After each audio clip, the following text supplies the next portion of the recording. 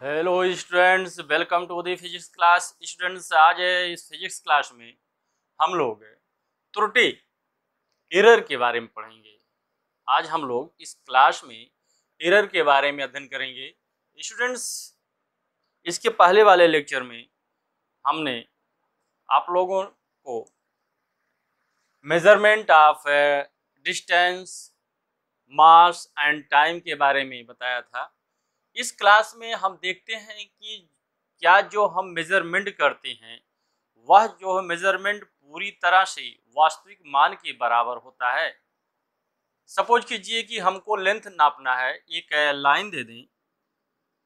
एक लाइन अगर हम बना दें ए और बी, सपोज करिए कि एक लाइन है ए टू बी। इस लाइन को नापने के लिए अगर मैं आपसे कहूं तो आप इसको जब नापेंगे तो सपोज करें कि ये जो है एक बार नापा गया तो ये देखेंगे 7.1 सेंटीमीटर आया, और इसी को जब फिर से हम नापने के लिए कहेंगे तो ये आपको पता चलेगा कि ये तो 7.1 सेंटीमीटर नहीं, 7.0 सेंटीमीटर, केवल 7 सेंटीमीटर है।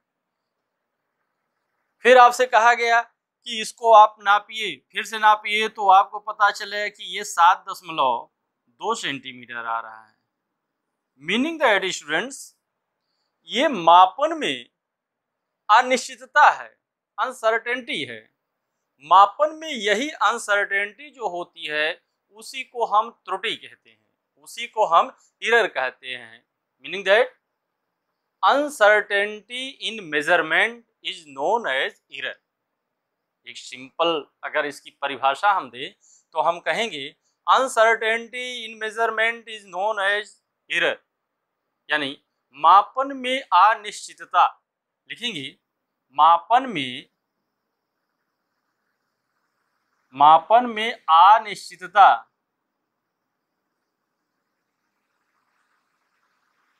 मापन में अनिश्चितता मापन में अनिश्चितता त्रुटि कहलाती है। मापन में अनिश्चितता त्रुटि कहलाती है, त्रुटि कहलाती है।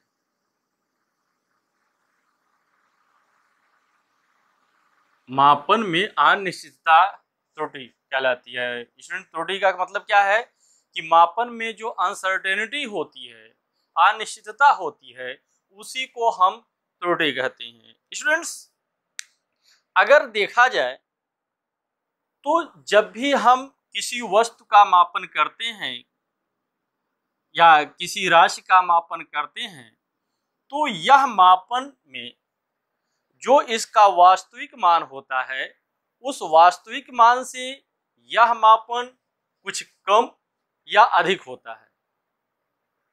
जब हम मापन करते हैं, सपोज कीजिए कि एक 7 सेंटीमीटर, जैसे अभी अब मैं आपको दिखाया था कि 7 सेंटीमीटर की एक लाइन है। इस लाइन का इसका वास्तविक मान 7 सेंटीमीटर है, लेकिन ये जो है 7.1 सेंटीमीटर मापी गई, कभी कभी 7 सेंटीमीटर मापी जा रही है, कभी कभी 7.2 सेंटीमीटर मापी जा रही है। मीनिंग दैट कि यह इसका वास्तविक मान तो 7 सेंटीमीटर था, लेकिन इसके जो मापित मान है, ये मापित मान में अंतर आ रहा है। वास्तविक मान और मापित मान में अंतर आ रहा है, इसी अंतर को हम त्रुटि कहते हैं। अगर इसकी दूसरी परिभाषा लिख लें अथवा करके लिख लें, क्या किसी भौतिक राशि के लिखेंगे किसी राशि के या किसी भौतिक राशि के किसी भौतिक राशि के किसी भौतिक राशि के वास्तविक मान, किसी भौतिक राशि के वास्तविक मान तथा मापित मान। मापित मान का मतलब मेजर वैल्यू, जो हम माप रहे हैं। किसी भौतिक राशि के वास्तविक मान तथा मापित मान में अंतर को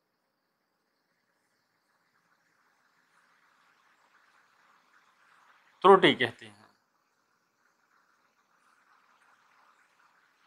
किसी भौतिक राशि के वास्तविक मान तथा मापित मान में अंतर को त्रुटि कहती है। वास्तविक मान क्या है स्टूडेंट्स? वास्तविक मान क्या प्रायोगिक परिस्थितियों में मापना संभव है? जब हम किसी माप को लेते हैं तो आप जानते हैं उसमें अनिश्चितता होती है। तो वास्तव में प्रायोगिक मान जो होता है किसी भी परिस्थिति में या प्रायोगिक परिस्थितियों में वास्तविक मान का मापना संभव नहीं है। इसलिए हम क्या करते हैं कि जो हम मापन करते हैं उसको एक से अधिक बार मापते हैं। जो हम मापन करते हैं उसको एक से अधिक बार करते हैं, जितना संभव है उतनी बार करते हैं। और जो उसके मापित मान आता है उन सभी मापित मान का हम औसत निकाल लेते हैं, उसका समांतर माध्य निकाल लेते हैं। यही माध्य मान जो होता है मापित मानों का वास्तविक मान के बहुत करीब होता है। मीनिंग दैट हम यहाँ पर अगर चाहें तो त्रुटि की एक परिभाषा लिख सकते हैं सूत्र के रूप में। त्रुटि बराबर होगा क्या? वास्तविक मान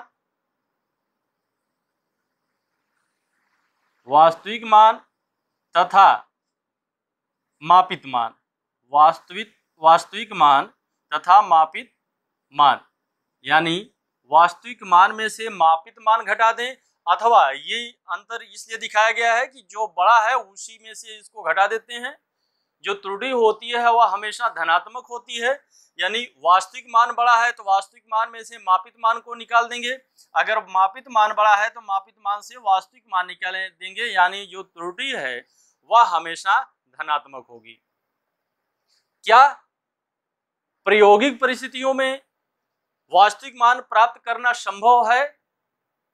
तो इसका उत्तर होगा नहीं, क्योंकि वास्तविक मान प्राप्त करना संभव नहीं है। इसलिए हम क्या करते हैं, वास्तविक मान प्राप्त करने के लिए मापित मान को या जो हमारे पास मापन करना है जिस राशि को, उसको एक से अधिक बार मापन करते हैं और सभी प्रेक्षित मानों का यानी मापित मानों का जो हम मापे हैं उसका बार बार जो मापे हैं उसका समांतर माध्य निकाल लेते हैं। इसको लिखेंगे प्रायोगिक परिस्थितियों में, आगे लिख लेंगे प्रायोगिक परिस्थितियों में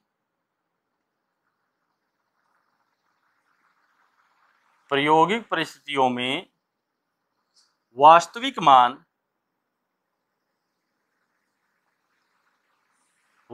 मान प्राप्त करना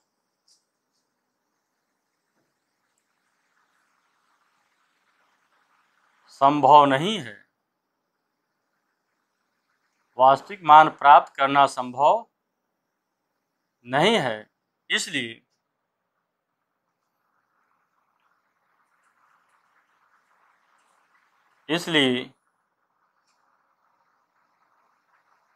राशि को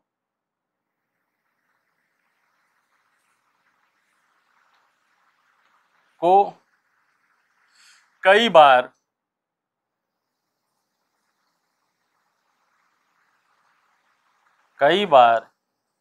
प्रेक्षित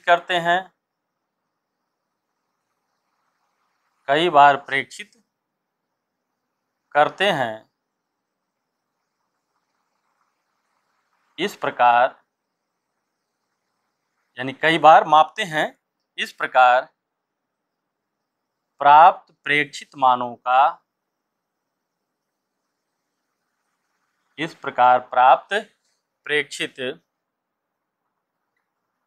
मानों का समांतर माध्य या औसत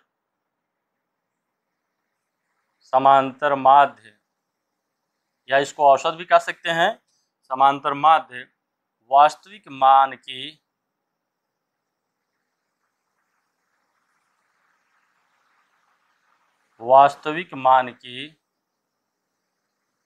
अत्यधिक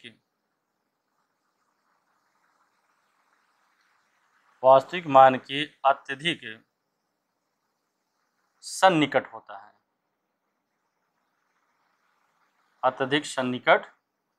होता है, अतः हम कह सकते हैं, आगे लिख लें, अतः त्रुटि बराबर हो जाएगा, त्रुटि बराबर हो जाएगा प्रेक्षित मानों का समांतर माध्य, या हम सीधे लिख देंगे माध्यमान माइनस मापित मान, मापित मान। यानी हम इसको लिख सकते हैं, त्रुटि को अब लिखेंगे क्या, माध्यमान, यानी सभी आंकड़ों का, जितनी बार हमने प्रेक्षण किया है सभी प्रेक्षित मानों का जो माध्यमान होगा उसमें से मापित मान को घटा देंगे तो ये इसका जो मैग्नीट्यूड आएगा वही त्रुटि होगा। स्टूडेंट्स मान लेते हैं, इसको आप नोट कर लें, पहले पॉज करके नोट करिएगा। अब हम मानते हैं कि हमारे पास किसी राशि का प्रेक्षित मान क्रमशः A1, A2, A3 up to AN है। लिखेंगे माना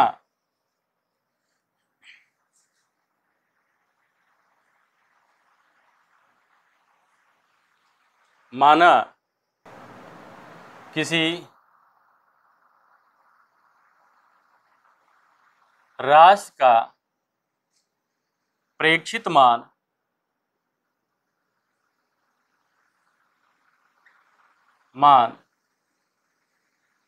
क्रमशः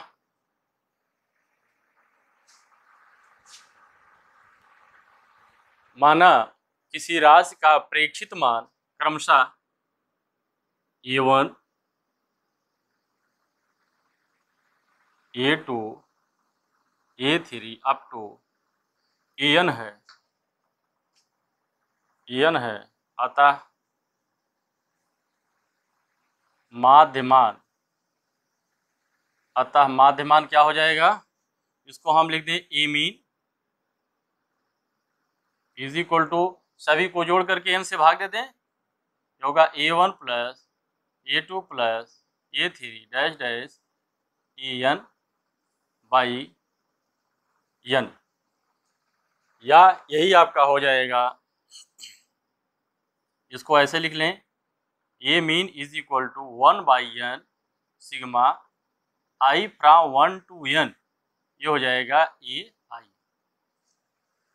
इसका हम सूत्र के रूप में लिख लें, A मीन का हो गया, ये बराबर होगा 1/n sigma I from 1 to n AI। Students ये जो त्रुटि हमने निकाला है माध्यमान और मापित मान, इसको हम निरपेक्ष त्रुटि भी कहते हैं। इसको हम क्या कहते हैं, निरपेक्ष त्रुटि, इसी को एब्सोल्यूट एरर बोलते हैं। निरपेक्ष त्रुटि, निरपेक्ष त्रुटि की परिभाषा क्या होगी, वास्तविक मान तथा वास्तविक मान को हम माध्यमान भी कहते हैं। माध्यमान तथा मापित मान के अंतर को, तथा मापित मान के अंतर, वास्तविक मान अवलिक माध्यमान तथा मापित मान के अंतर के परिमाण को, मैग्नीट्यूड, परिमाण मैं इसलिए लिख रहा हूं कि ये हमेशा पॉजिटिव होता है। वास्तविक मान, माध्यमान तथा वास्तविक मान अथवा माध्यमान तथा मापित मान के अंतर के परिमाण को निरपेक्ष त्रुटि कहते हैं, को निरपेक्ष त्रुटि कहते हैं, को निरपेक्ष त्रुटि कहते हैं।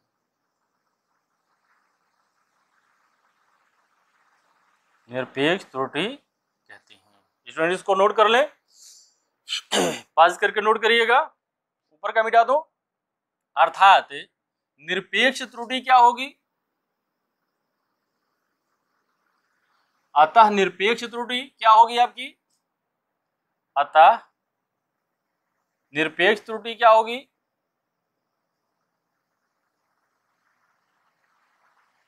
निरपेक्ष त्रुटि ये बराबर होगा माध्यमान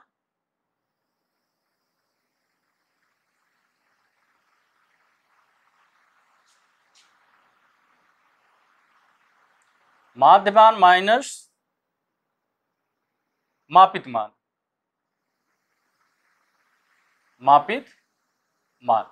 माध्यमान माइनस मापित मान, और इसका मैग्नीट्यूड निकाल लें। अर्थात अगर हम पहले वाले एग्जाम्पल में देखें जिसमें कोई मापित मान A1, A2, A3 up to AN था, तो इसमें क्या हो जाएगा, इसका भी हमने माध्य निकाल ए मीन लिखा था हमने, और निरपेक्ष त्रुटि हो जाएगी जैसे मापित मान ए में अगर निरपेक्ष त्रुटि A1 है, A1 ये बराबर हो जाएगा आपका, क्या हो जाएगा, ए मीन माइनस A1, या दूसरा मान जो A2 था उसमें त्रुटि कितनी हो जाएगी, निरपेक्ष त्रुटि ए मीन माइनस A2। तीसरे के लिए इसी तरह हम लिख लेंगे, ये 3 बराबर डेल्टा A3 बराबर क्या होगा, ए मीन माइनस A3।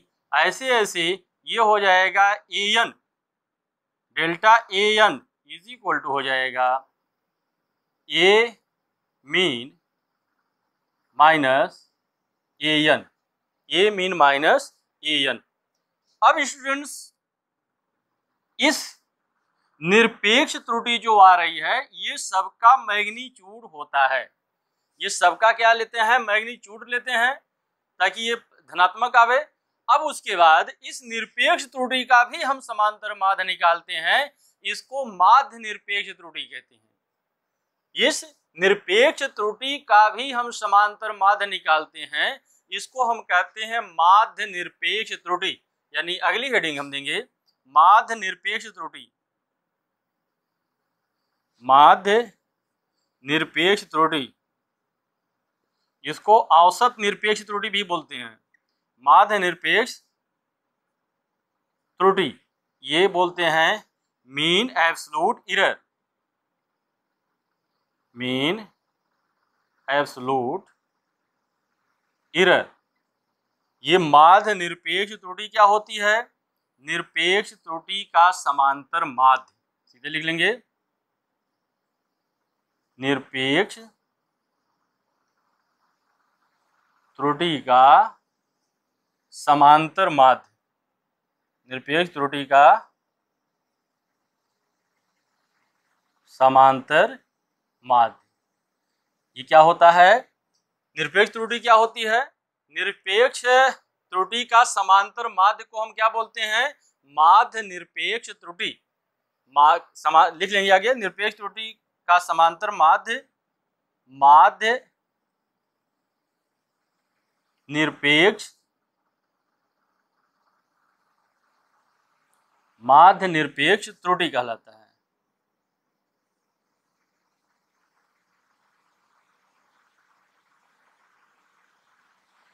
निरपेक्ष त्रुटि का समांतर माध्य माध्य निरपेक्ष त्रुटि कहलाता है। मीनिंग दैट अगर हम इसका लिखना चाहेंगे तो हम लिखेंगे delta A mean, delta A mean बराबर हो जाएगा delta A1 plus delta A2 plus delta A3 dash dash delta AN बटे हो जाएगा N। डेल्टा ए मीन बराबर हो जाएगा delta A1 plus delta A2 plus delta A3 dash dash delta AN बटे N। स्टूडेंट्स ये जो आपका निरपेक्ष त्रुटि है इसका मैग्नीट्यूड लिया गया है, इसका क्या लिया गया है, मैग्नीट्यूड लिया गया है। तो इस परिभाषा में अगर हम चाहें तो थोड़ा सा बदल लें, निरपेक्ष त्रुटि का परिमाण, निरपेक्ष त्रुटि के परिमाण का मैग्नीट्यूड, सॉरी निरपेक्ष त्रुटि के परिमाण,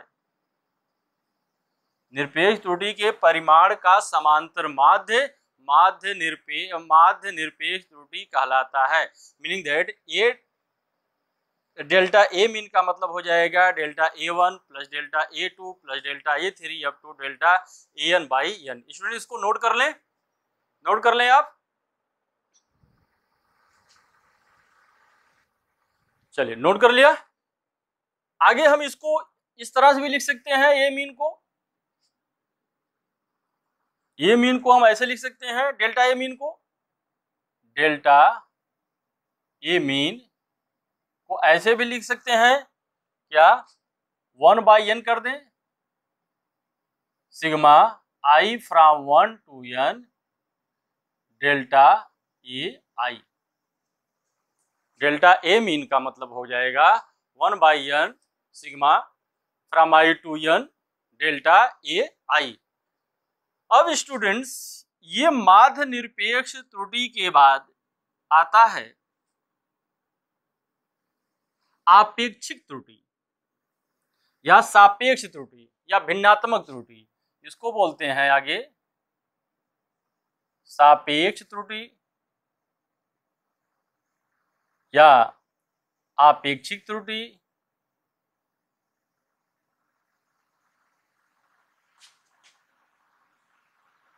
या इसी को कहते हैं भिन्नात्मक त्रुटि या भिन्नात्मक त्रुटि। और या इसी को कहते हैं fractional error, fractional error. Fractional भिन्नात्मक का मतलब ये कोई भिन्न होगा। ये क्या होता है सापेक्ष त्रुटि? सापेक्ष त्रुटि क्या होगी? इसको कहेंगे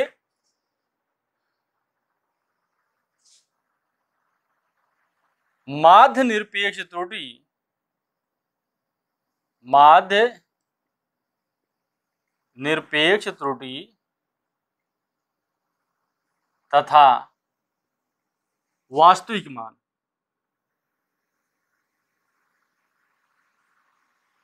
वास्तविक मान स्टूडेंट्स, इसको हम माध्य मान भी कहते हैं। माध्य मान इसके काफी करीब होता है।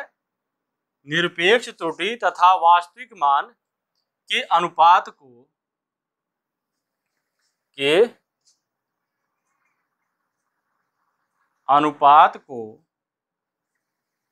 सापेक्ष त्रुटि कहते हैं या आपेक्षिक त्रुटि कहते हैं, को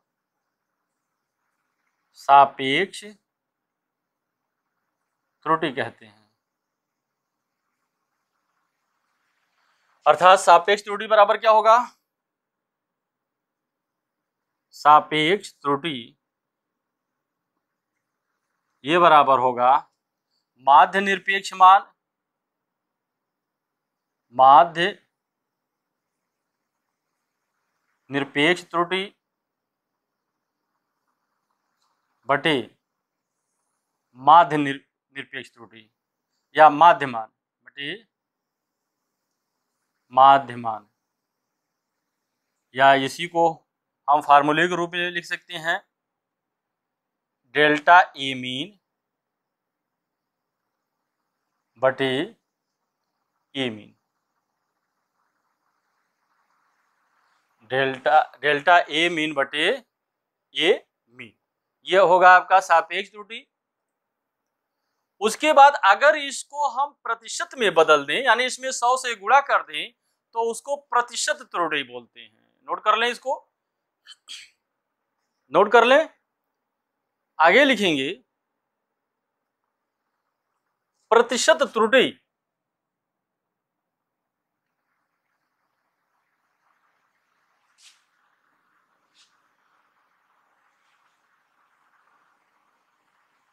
आगे लिखेंगे प्रतिशत त्रुटि,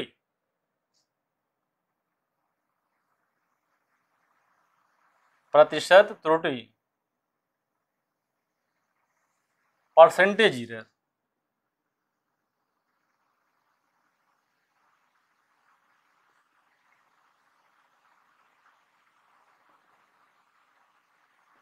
क्या लिखेंगे? सापेक्ष त्रुटि में सीधे मैथमेटिकल परिभाषा लिख लें इसको, इसकी सापेक्ष त्रुटि में 100 से गुणा करने पर करने पर प्रतिशत त्रुटि प्राप्त होती है। प्रतिशत त्रुटि प्राप्त होती है।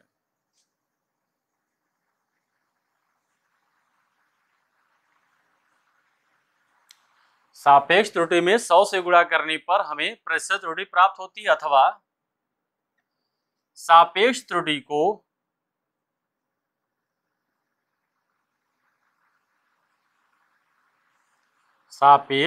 को जब प्रतिशत में व्यक्त किया जाता है तो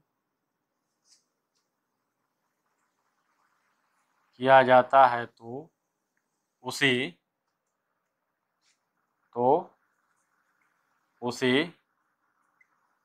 प्रतिशत त्रुटि कहते हैं।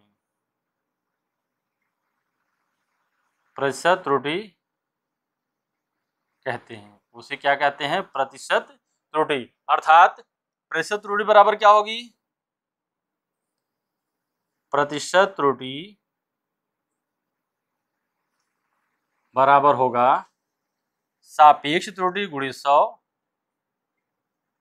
सापेक्ष त्रुटि में 100 से गुणा कर दें, या सापेक्ष त्रुटि को हमने लिखा था, इसको हमने लिखा था delta A mean by A mean into 100। इसको हम कहेंगे प्रतिशत त्रुटि। स्टूडेंट इसको नोट कर लें। नोट कर लें तो एक न्यूमेरिकल हम लगाते हैं, इससे आपका ये सारे पॉइंट्स स्पष्ट होंगे। नोट कर लें, इसको नोट कर लिया, बिठा दें इसको। चलिए अब उसके बाद एक न्यूमेरिकल देखते हैं। तो एक न्यूमेरिकल देखते हैं, इससे आपका ये टॉपिक स्पष्ट होगा। Question number 1। क्वेश्चन नंबर 1 लिखेंगे, सरल लोलक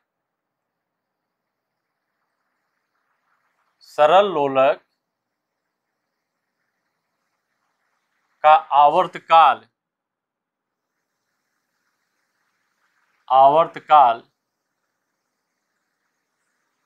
ज्ञात करने के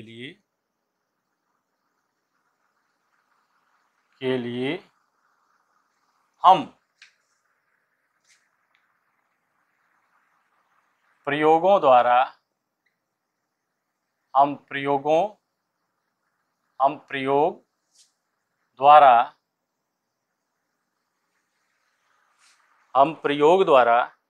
निम्नलिखित पाठ्यांक प्राप्त करते हैं।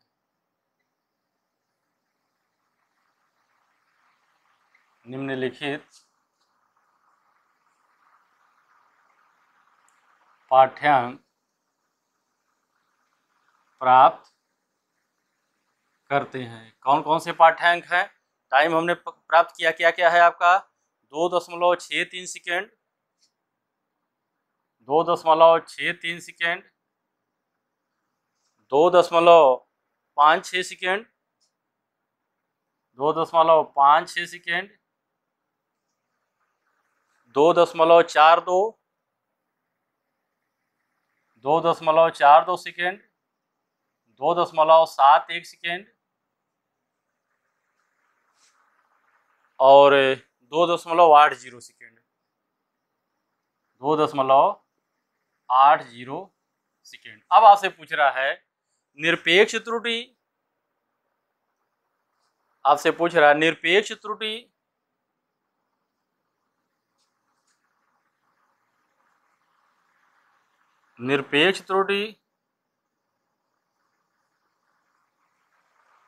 सापेक्ष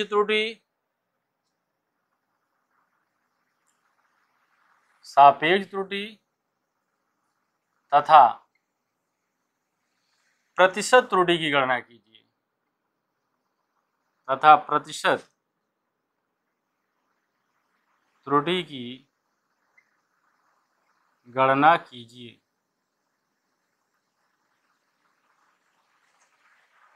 सरल लोलक का आवर्तकाल ज्ञात करने के लिए हम प्रयोग द्वारा निम्नलिखित पाठ्यांक प्राप्त करते हैं: 2.63 second, 2.56 second, 2.42 second, 2.71 second, 2.80 second. अब पूछ रहा है इसमें कि निरपेक्ष त्रुटि, सापेक्ष त्रुटि तथा प्रतिशत त्रुटि की गणना कीजिए। स्टूडेंट्स, इसको सॉल्व किया जाए।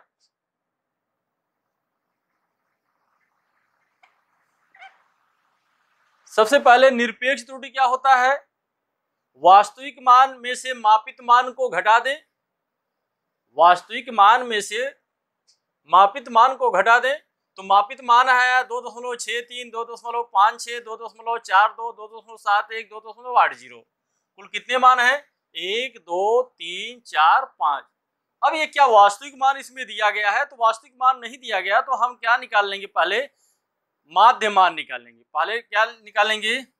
आवर्तकाल का माध्य मान निकालेंगे। पहले इसका क्या निकालेंगे? माध्य मान, मीनिंग दैट टी मीन निकालने। पहले टी मीन कैसे निकलेगा? आवर्तकाल का मीन कैसे निकलेगा? जितने टी मीन क्या होगा? 2.63 प्लस 2.56 प्लस 2.42 प्लस 2.71 प्लस 2.80। कितने मान होंगे? देखिए 1, 2, 3, 4, 5, यानी सारे मान लिख लिए हम, बटे हो जाएगा 5। इसको जोड़ दें कितना होगा? 0, 1 और 2, 3, 3, 6, 9, 9, 3, 12, यानी ये हो गया 2, 12 हो गया। एक हासिल है, इसमें जोड़ दें 9, 9 और 7, 16, 16, 4, 20, 5, 25 और 6, 31, 3 हासिल हो गया। 3, 2, 5, 2, 7, 2, 9, 2, 11, 12, 13, यानी ये हो जाएगा आपका 13.12 बटे 5, यानी ये आपका हो जाएगा 5 दूनी 10, 5 दूनी 10, 3 31, 5 6 30 और 5 दूनी 10, 5 6 6 जा जो हो जाएगा आप कितना? 30 और बचा 5 दूनी 10, 5 दूनी 10, मीनिंग दैट ये आपका हो जाएगा 2.622, 2.622, यानी ये आपका हम लिख सकते हैं 2.62। लगभग ये कितना हो जाएगा? इसको हम कर दे लगभग 2.62, 2.62 के लगभग बराबर है, 2.62 के बराबर है। अब उसके बाद हमको निकालना है निरपेक्ष त्रुटि। क्या निकालेंगे? निरपेक्ष त्रुटि। निरपेक्ष त्रुटि, निरपेक्ष त्रुटि क्या होता है? आप जानते हैं ये होगा T mean minus T, T mean minus T, यानी ये आपका क्या हो जाएगा? T mean. इसको मैं अगर इस तरह से चिन्ह बना दूं तो जो बड़ा होगा उसमें से घटा दूंगा, इसका केवल पॉजिटिव वैल्यू आएगी, यानी ये आपका हो जाएगा। पहले हम लिखेंगे डेल्टा T1 के लिए क्या हो जाएगा? 2.62 में से 2.63 घटा देंगे, 2.62 में से 2.63 घटाएंगे। पॉजिटिव वैल्यू लेना है, जो बड़ा होगा उसी से घटाएंगे।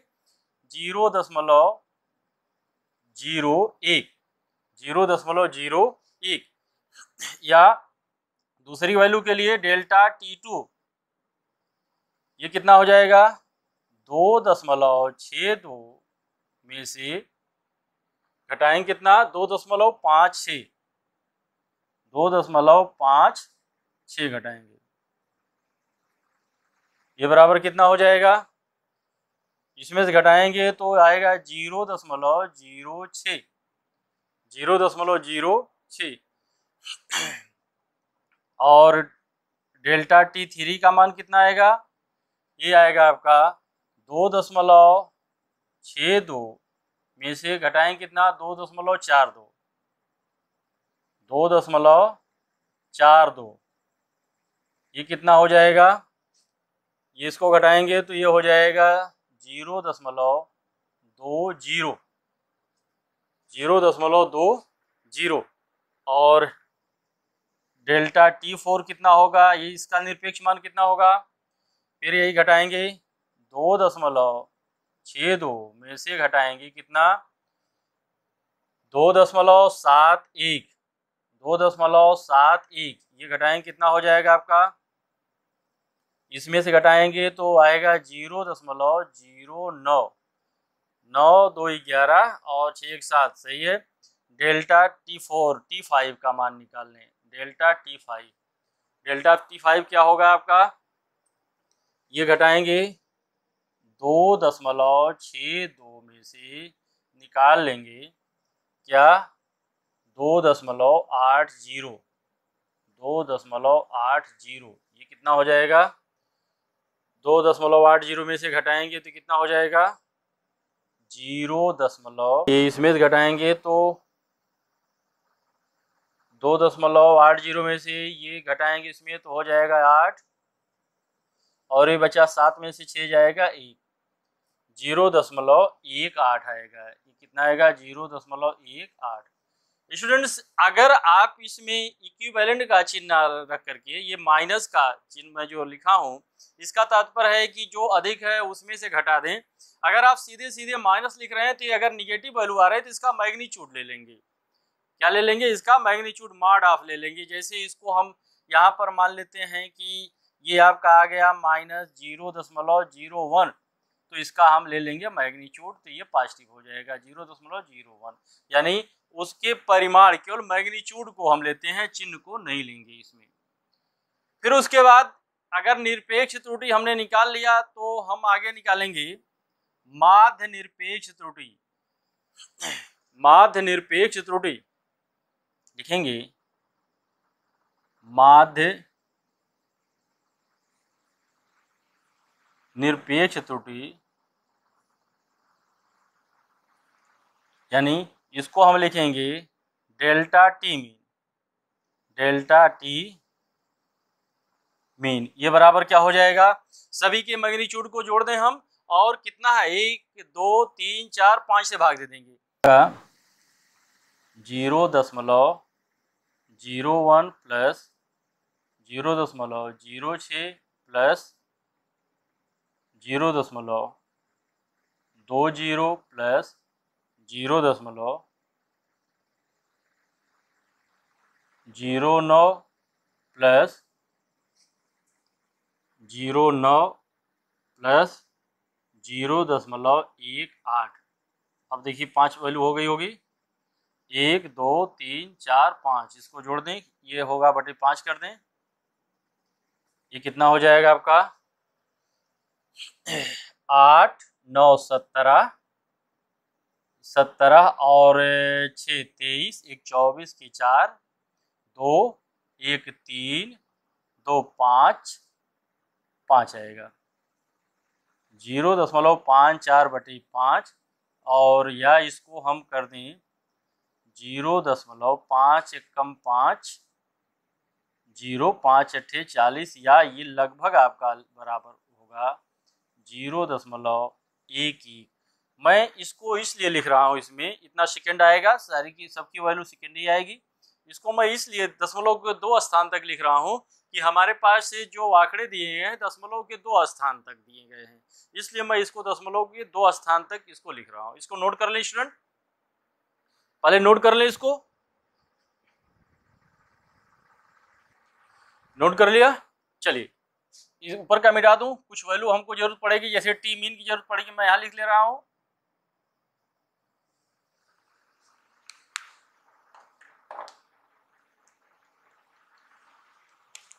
ये आपका टी मीन की जरूरत पड़ेगी, ये कितना होगा है आपका दिया है 2.62 सेकेंड है, और डेल्टा टी मीन का डेल्टा टी मीन ये बराबर आपका है 0.11 सेकेंड है। मिटा दें इसको। अब चलिए यहां पर एक चीज आप देखिए कि जो डेल्टा टी मीन यानी माध्य निरपेक्ष त्रुटि आई है, डेल्टा टी मीन, इसका मतलब है ये दिया है 0.11। इसका तात्पर्य है कि ये दशमलव के 10वें स्थान, ये पहले स्थान तक ही इसमें त्रुटि है, यानी 10वें भाग में इसकी में त्रुटि है, तो 100वें भाग में त्रुटि लिखने का हमारा कोई अर्थ नहीं हुआ। क्यों? क्योंकि ये 10वें स्थान में ही त्रुटि है, अर्थात ये जो इसका मान है हम इसको केवल पहले स्थान तक ही हमको लिखना चाहिए था, यानी ये हो जाएगा आपका टी मीन बराबर हो जाएगा 0.1 सेकेंड हो जाएगा, 0.1 सेकेंड हो जाएगा। और टी मीन भी हम इसी तरह से लिख सकते हैं, हमको दशमलव के 2 स्थान लिखने की जरूरत नहीं है, ये टी मीन को भी हम लिख सकते हैं, कितना लिख सकते हैं 2.6 सेकेंड, इतना लिख सकते हैं हम। अब इसके बाद आएगा, पहले हम निकालेंगे सापेक्ष त्रुटि। सापेक्ष त्रुटि क्या होती है? सापेक्ष त्रुटि माध्य निरपेक्ष त्रुटि तथा माध्य मान यानी वास्तविक मान का जो अनुपात होता है उसको सापेक्ष त्रुटि कहते हैं, यानी इसको हम लिख लेंगे, सापेक्ष त्रुटि को लिख लेंगे क्या, डेल्टा टी मीन बटे T mean. Delta T mean यानी माध्य निरपेक्ष त्रुटि है और उसमें किससे भाग देते हैं, माध्य मान से, तो ये आपका है दिया 0.1 बटे 2.6। अगर इसको हम सॉल्व करेंगे तो ये आएगा 1/26 आएगा, और ये लगभग आएगा अगर भाग दें तो लगभग ये आएगा 0.04, यह आएगा आपका, भाग देंगे तो 0.04 आएगा। तो प्रतिशत त्रुटि निकालने हम, प्रतिशत त्रुटि ये बराबर होता क्या है, डेल्टा टी मीन यानी प्रतिशत में बदल, यानी इसमें 100 से गुणा कर दें, ये हो जाएगा आपका टी मीन इंटू 100 कर दें, यानी ये आपका आया ही है, आपका डेल्टा टी मीन बटे टी मीन का मान आया है 0.04 में 100 से गुणा कर दें, ये हो जाएगा 4%। स्टूडेंट इसको नोट कर लें, नोट कर लें इसको। तो अगला एक प्रश्न और हम बताएं आपको, नोट कर लें इसको, नोट कर लिया। चलिए एक क्वेश्चन और देखते हैं, क्वेश्चन नंबर 2।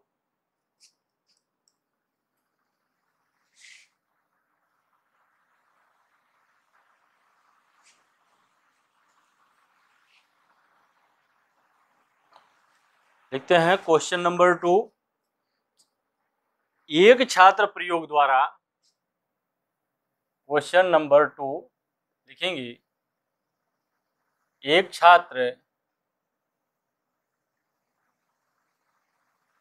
प्रयोग द्वारा कांच का अपवर्तनांक, एक छात्र प्रयोग द्वारा कांच का अपवर्तनांक ज्ञात करता है। एक छात्र प्रयोग द्वारा कांच का अपवर्तनांक ज्ञात करता है, जिसके लिए विभिन्न प्रेक्षण प्राप्त किया, जिसके लिए निम्न प्रेक्षण प्राप्त किया, जिसके लिए निम्न प्रेक्षण प्राप्त किया, यानी म्यू का मान उसने निकाला है, अपवर्तनांक का मान 1.52, 1.52, 1.54, 1.53, 1.53, 1.48, 1.47, 1.52, 1.54 कुल 5 प्रेक्षण किया, 1 2 3 4 5। आगे पूछ रहा है निरपेक्ष त्रुटि, इसी में पूछ रहा है, प्रश्न कर रहा है निरपेक्ष त्रुटि, सापेक्ष त्रुटि,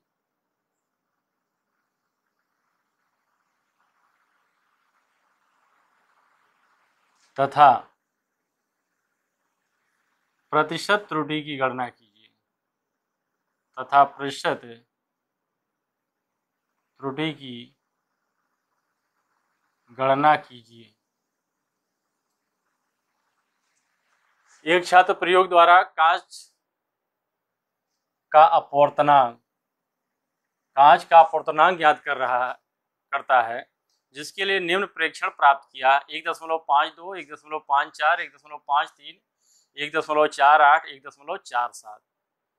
ये कह रहा है कि निरपेक्ष त्रुटि, सापेक्ष त्रुटि तथा प्रतिशत त्रुटि की गणना कीजिए। स्टूडेंट्स, इसको सॉल्व किया जाए तो सबसे पहला तो वास्तविक मान निकालना है हमको, यानी हम म्यू मीन निकाल लें, म्यू मीन निकाल लें, या इसको हम इस तरह से कर दें, यन मीन। आपकी किताब में यन दिया गया है तो मैं इसको यन से लिख दूं,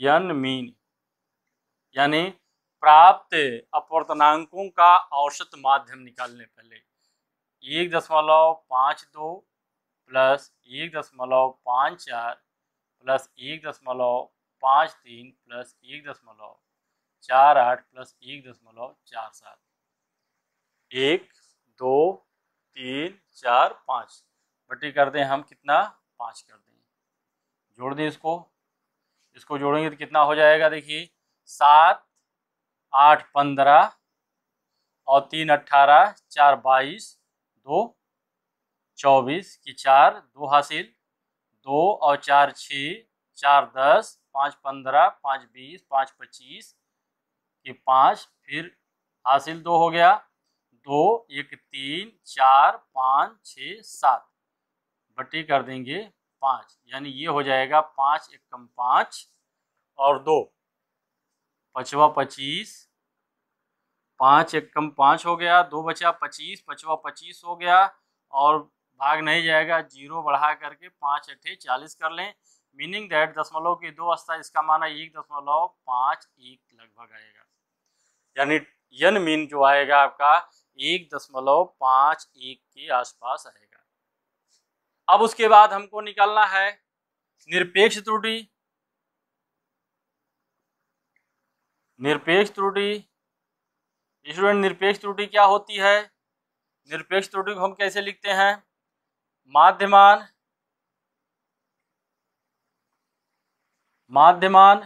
माइनस मापित मान,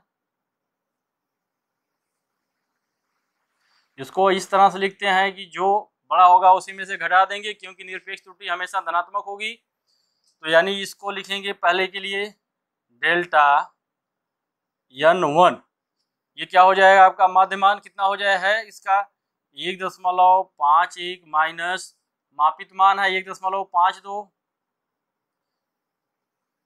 1.52, दूसरा n2 कितना होगा 1.51 में से घटाएं कितना 1.54, डेल्टा n3 कितना होगा 1.51 में से घटा देंगे तीसरा मान 1.53, और डेल्टा n4 ये बराबर होगा 1.51 माइनस कर देंगे 1.48, 1.48, और डेल्टा n5 कर देंगे, ये होगा 1.51 में से घटा देंगे 1.47, ये कितना हो जाएगा 1.51 में से घटाएंगे तो माइनस में आएगा, लेकिन इसका मैग्नीट्यूड लेंगे तो प्लस कर देंगे इसको, ये आएगा आपका 0.01, ये कितना आएगा 0.03, ये कितना आएगा 0.02, और ये कितना आएगा 0.03 48 और 3 51 और 47 4 51, ये आएगा 0.04, 0.04 आएगा। ये मान कितना आएगा? 0.04।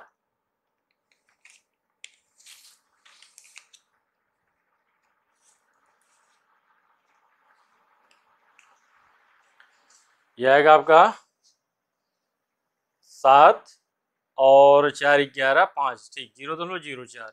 तो इसका निरपेक्ष माध्य निकालने, माध्य निरपेक्ष त्रुटि निकालने इसकी, माध्य निरपेक्ष त्रुटि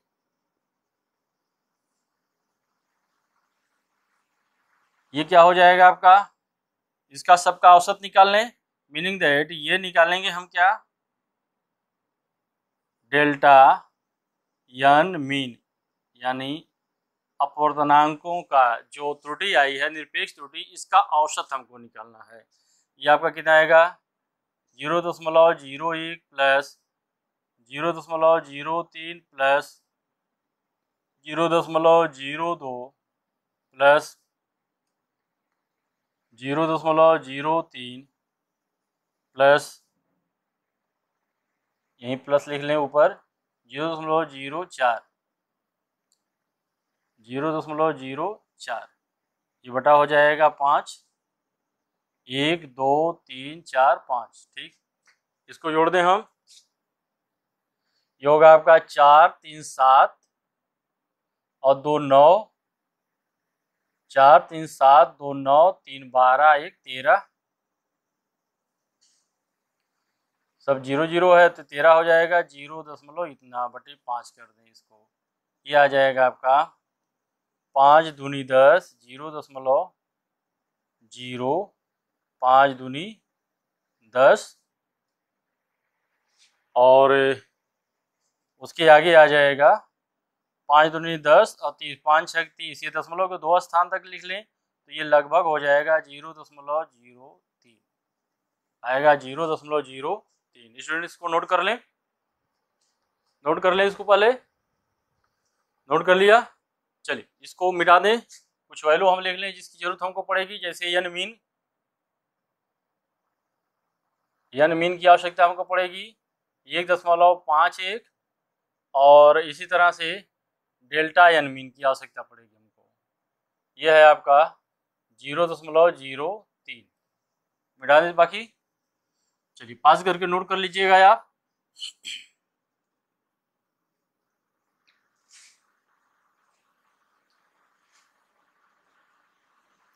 पास करके नोट करिएगा। चलिए अब उसके बाद हमको निकालना है, निरपेक्ष त्रुटि हो गई, सापेक्ष त्रुटि। सापेक्ष त्रुटि, सापेक्ष त्रुटि क्या होती है? सापेक्ष त्रुटि का मतलब होता है माध्य निरपेक्ष मान, यानी डेल्टा एन मीन, माध्य निरपेक्ष मान, माध्य निरपेक्ष मान या माध्य निरपेक्ष त्रुटि बटे माध्य मान। माध्य मान का मतलब है एन मीन, इसको हम निकाल लें, ये है आपका 0.03 बटे 1.51, यानी ये हो जाएगा 3/151, 3/151, यानी हम अगर भाग देना चाहेंगे तो ये 3 में से 151 से भाग दे देंगे तो ये दशमलव बढ़ा करके 0 1 0 300, ये लगभग 2 के आसपास आएगा, यानी ये लगभग आ जाएगा आपका कितना? 0.02। उसके बाद हम निकालेंगे प्रतिशत त्रुटि, सापेक्ष त्रुटि में 100 से गुणा कर देंगे। प्रतिशत त्रुटि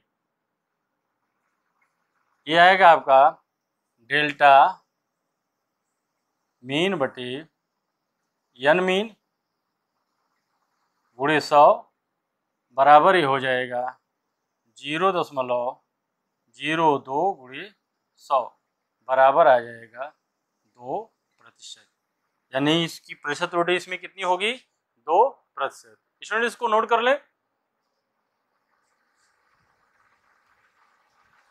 नोट कर लिया इसको? चलिए पास करके नोट करिएगा। आगे देखिए स्टूडेंट्स, अब इसके बाद हम लोग पढ़ते हैं त्रुटि कितने प्रकार की होती है। अभी आपने देखा कि किसी भी भौतिक राशि के मापन में अनिश्चितता होती है। किसी भी भौतिक राशि के मापन में अनिश्चितता होती है, यानी वास्तविक मान तथा मापित मान में अंतर होता है, जिसको हम त्रुटि कहते हैं। अब अगली हेडिंग देंगे त्रुटि के प्रकार। त्रुटि के प्रकार यानी टाइप्स ऑफ एरर। तो आपसे हम बता दें एरर आपकी दो प्रकार की होती है। एक होती है, पहली एरर जो होती है क्रमबद्ध त्रुटि। क्रमबद्ध त्रुटि जिसको कहते हैं सिस्टमेटिक एरर।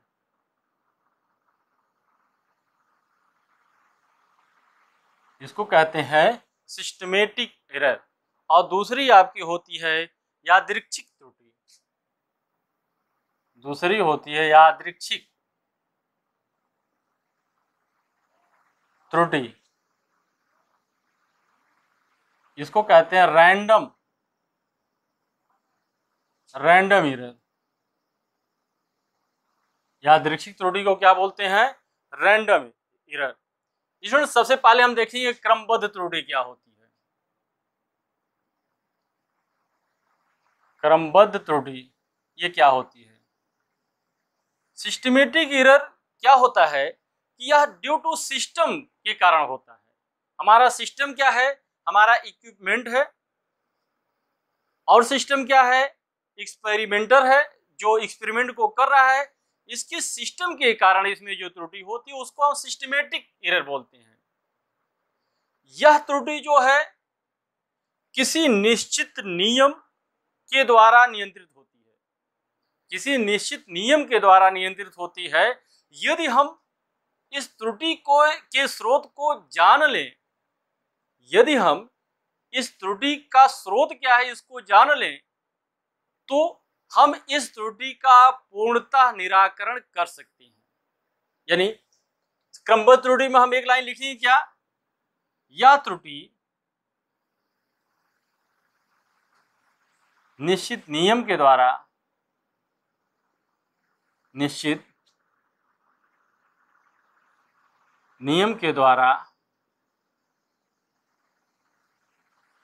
नियंत्रित होती है। यह त्रुटि निश्चित नियम के द्वारा नियंत्रित होती है यदि हम त्रुटि के स्रोत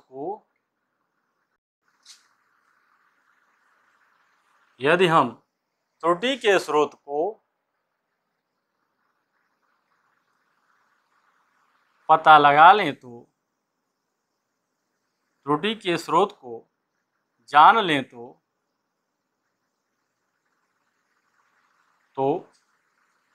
इस त्रुटि का पूर्णतः निराकरण किया जा सकता है। इस त्रुटि का पूर्णतः निराकरण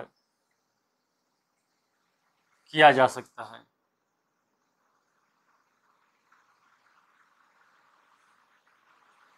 इस त्रुटि को अगर हम जान लें तो इसका पूर्णतः निराकरण किया जा सकता है। ये कौन सा नियम होता है?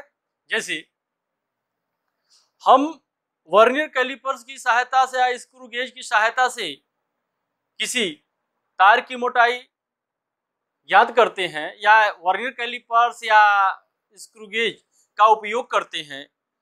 अगर हम ये जानते हैं कि इसमें धनात्मक त्रुटि या ऋणात्मक त्रुटि है, तो इस धनात्मक त्रुटि और ऋणात्मक त्रुटि को क्रमशः माइनस करके अथवा प्लस करके इस त्रुटि का निराकरण हम कर सकते हैं।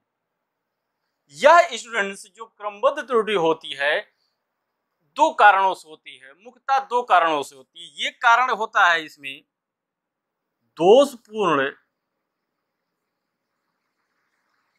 दोषपूर्ण उपकरण, यानी जो पहला कारण होता है दोषपूर्ण उपकरण यानी equipment due to faulty equipment, due to faulty equipment. और दूसरा होता है इसका कारण प्रयोगकर्ता की लापरवाही, प्रयोगकर्ता की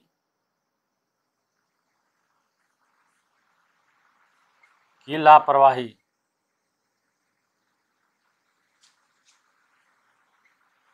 प्रयोगकर्ता की लापरवाही या अज्ञानता, अज्ञानता भी हो सकती है, यानी एक्सपेरिमेंटर की केयरलेसनेस ऑफ एक्सपेरिमेंटर, जो एक्सपेरिमेंट कर रहा है उसकी लापरवाही।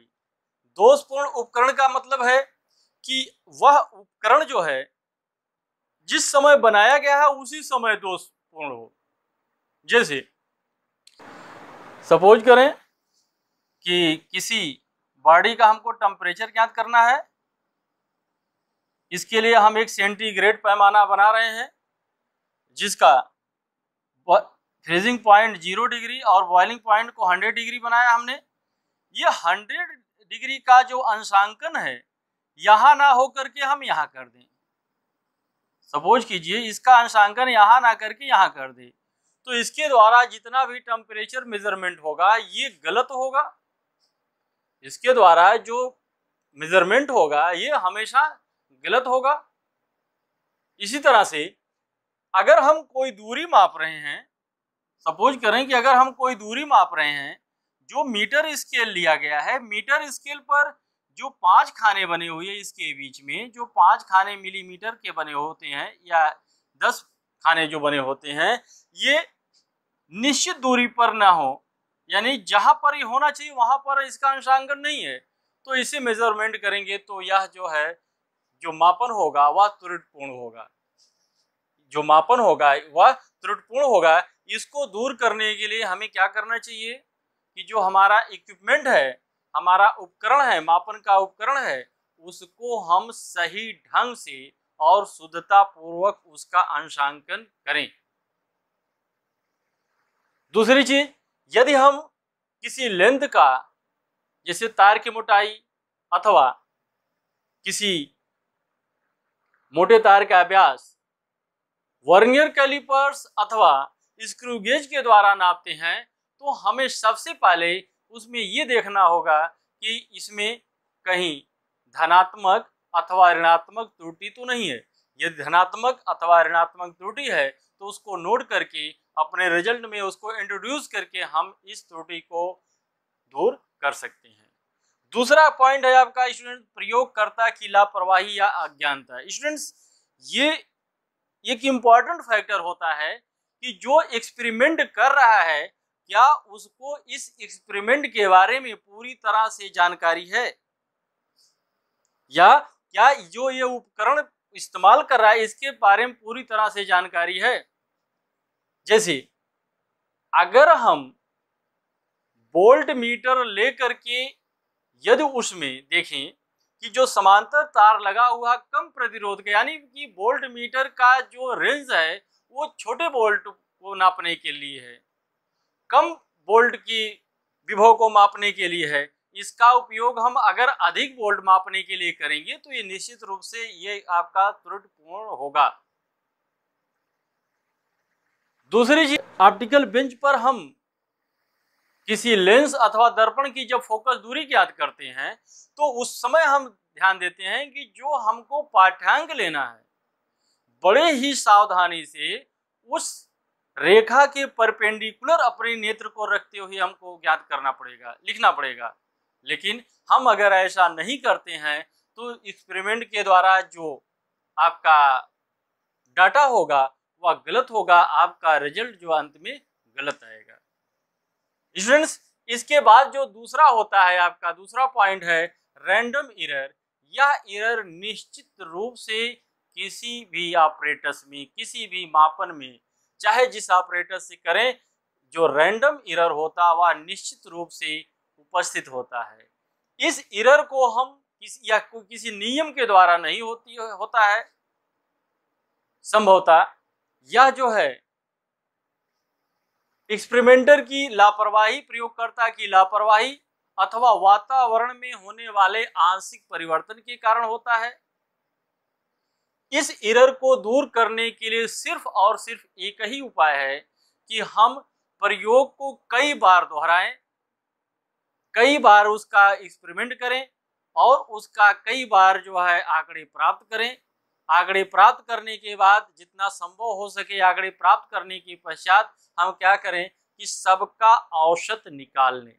अगर सबका औसत निकाल लेंगे तो अधिकतर सीमा तक यादृच्छिक त्रुटि को हम दूर कर सकते हैं। स्टूडेंट्स, आज के क्लास में बस इतना ही। अगले क्लास में हम लोग कॉम्बिनेशन ऑफ एरर्स के बारे में अध्ययन करेंगे। तब तक आप लोग अध्ययन करते रहिए। Best of luck.